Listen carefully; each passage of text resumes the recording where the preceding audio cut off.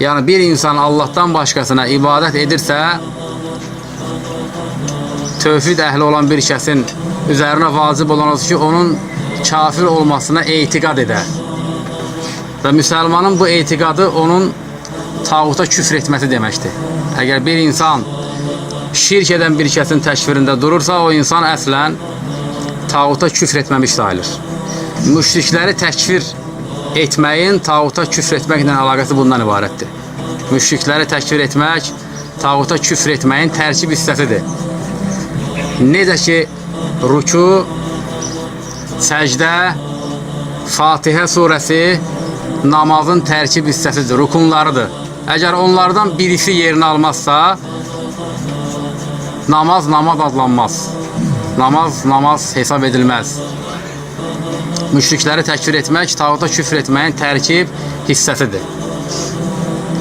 Və bəzi insanlar tağuta küfr etmək dedikdə, onun təfsilatını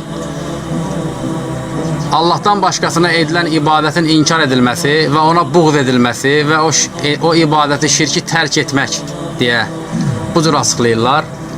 Onlara düşmənçilik etməyi, müşriklərə düşmənçilik etməyi və onları təkfir etməyi bu şeyin içərisindən çıxardırlar. Və bu məzhəb, bu təfsilat tam batıl bir şeydir. Çünki Allah Subhanahu wa Taala'nın açıq ayətinə, açıq kəlamına ziddir. Allah Subhanahu wa Taala ayətdə 5 şey zikr etdikdən sonra İbrahim və onunla birlikdə olanlar öz qövmlərinə dedilər: biz sizdən bəriyik və sizin Allah'tan başqa ibadət etdiklərinizdən bəriyik.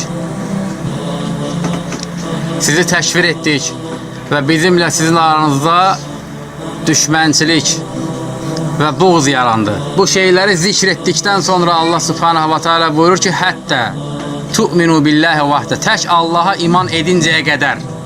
Deməli, hətta kəlməsinə qədər olan bu 5 şey, fəmən yakfur bit tağut, kim tağuta küfr edər. Kim tağuta küfr edər hökmünün, ümumi hökmünün açıqlamasıdır. Və bu 5 şeyin birini və yaxud da ikisini bunun içərisindən çıxartmaq, sanki rükunu və yaxud da Fatihə surəsinin namazın içərisindən çıxartmaq kimi bir şeydir. Əgər bir insan desə ki, rükun namazın içərisindən deyil, müstəhəblərindəndir, həmən insana nə deyilər? Həmən insan rədd edilər, inkar edilər. Çünki ruku namazın tərkib hissəsidir və rukunudur.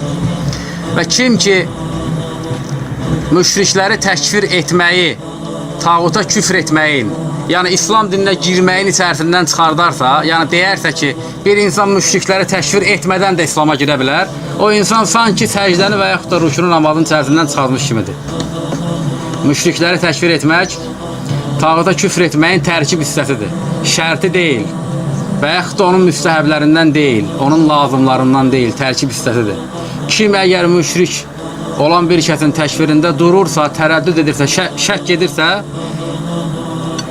Allah Subhanahu wa Ta'ala bu insanın halı ilə bağlı, bu insanın hökmü Allah Subhanahu wa Ta'ala'nın dinindən nədən ibarətdir? Həmən kəs əslən tağuta küfr etməmiş sayılır. Yəni həmən insan ümumiyyətcə İslam dairəsinə daxil olmayıb. Allah Subhanahu wa Ta'ala'nın bu məsələdəki hökmü bundan ibarətdir.